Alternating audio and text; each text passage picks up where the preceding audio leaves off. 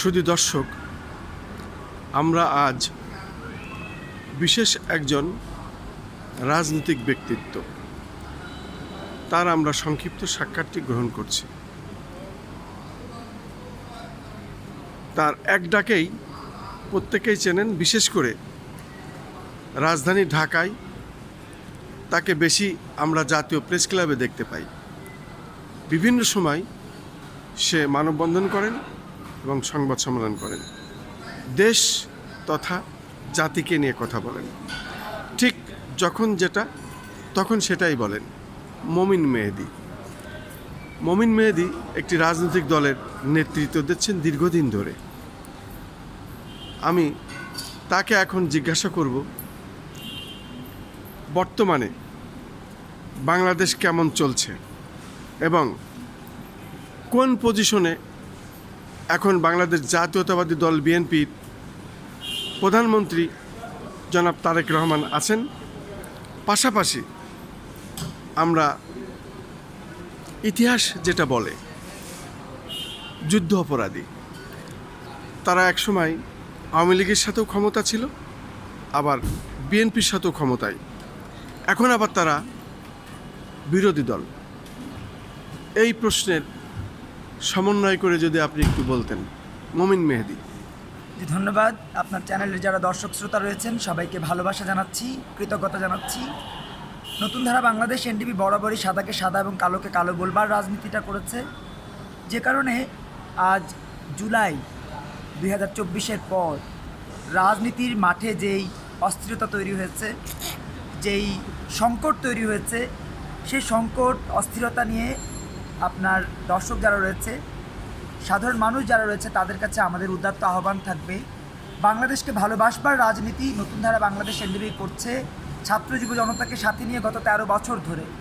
নতুন ধারা Bangladesh এনডিপির presidium member থেকে শুরু করে আমাদের তৃণমূলের নেতৃত্ব পর্যন্ত আমরা কিন্তু চেষ্টাই করছি স্বাধীনতা, স্বাধিকার, সার্বভৌমত্বের পক্ষে একটা আলোকিত বাংলাদেশ গড়বার জন্য নিবেদিত থাকতে।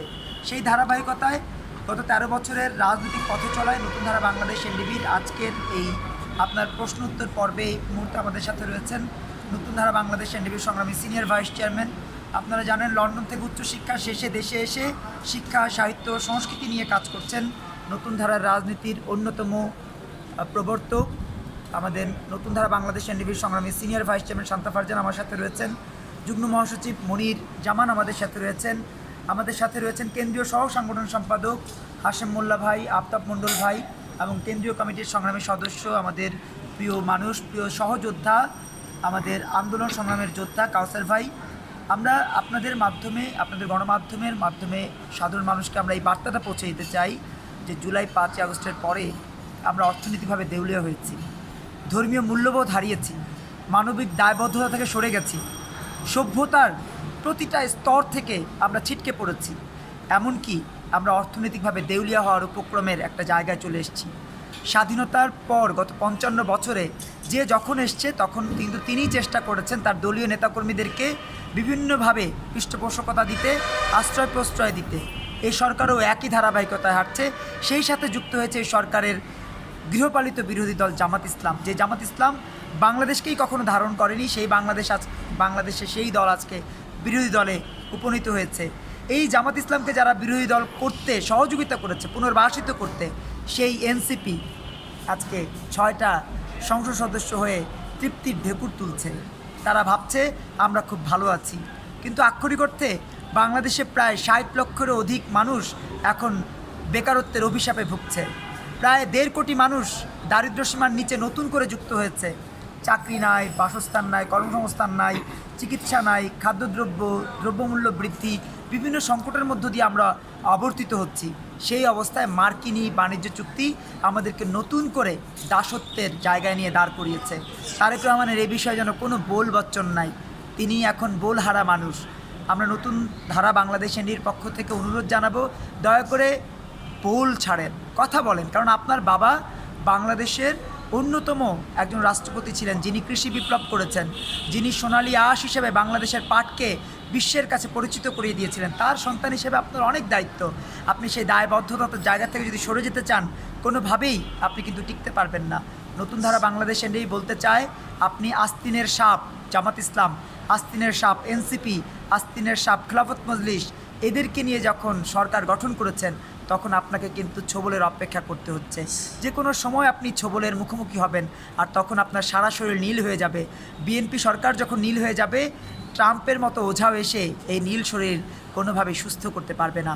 নতুন ধারা বাংলাদেশ এনডির পক্ষ থেকে একটা মতো স্পষ্ট আহ্বান আমরা নতুন প্রজন্মের পক্ষ থেকে সাধারণ মানুষের কাছে জানাতে চাই। সে আহ্বানটি হচ্ছে, ঘরে বসে থাকবেন না। ঘরে বসে থাকলেন তো মরলেন, ভাতে মরবেন, কাপড়ে মরবেন, স্বাস্থ্যের উন্নতি হবে না, সন্তানের পড়ালেখা হবে না, বাসস্থানের ব্যবস্থা আর হবে না যদি এভাবে নীরবে নিভৃতে মামুনুলদের অত্যাচার নিপীড়ন সহ্য করেন, যদি ধর্ষকদের নিপীড়ন সহ্য করেন, মসজিদে ধর্ষণ সহ্য করেন, মাদ্রাসায় বলাৎকার সহ্য করেন, দ্রব্যমূল্য বৃদ্ধির কষাঘাত সহ্য করেন। প্রতিনিয়ত আপনার আমাদের চারপাশে যে আইন শৃঙ্খলার অবনতি হচ্ছে তা যদি সহ্য করতে থাকেন, তাহলে দিন শেষে আপনি হেরে যাবেন। হেরে যাবে বাংলাদেশ, হেরে যাবে বাংলাদেশের মুক্তিযুদ্ধ, হেরে যাবে বাংলাদেশের সেই 30 লক্ষ প্রাণ যারা জীবনের বিনিময়ে এই বাংলাদেশের স্বাধীনতা এনে দিয়েছেন। হেরে যাবে সেই 2 লক্ষ মা বোনের সম্ভ্রম, যারা সম্ভ্রম দিয়ে আমাদের স্বাধীনতা এনে দিয়েছিলেন। অতএব এই বাংলাদেশের স্বাধীনতা, স্বাধিকার, সার্বভৌমত্বকে বাঁচাবার জন্য মার্কিনী চুক্তির বিরুদ্ধে রুখে দাঁড়ান। এনসিপি জামাত যুদ্ধাপরাধীদেরকে না বলুন এবং বাংলাদেশকে বাঁচাবার জন্য আওয়াজ তুলুন, জুলাইকে না বলুন। অনেক অনেক ধন্যবাদ আপনাকে মুমিন মেহেদী এই সংক্ষিপ্ত সাক্ষাৎ দেওয়ার জন্য।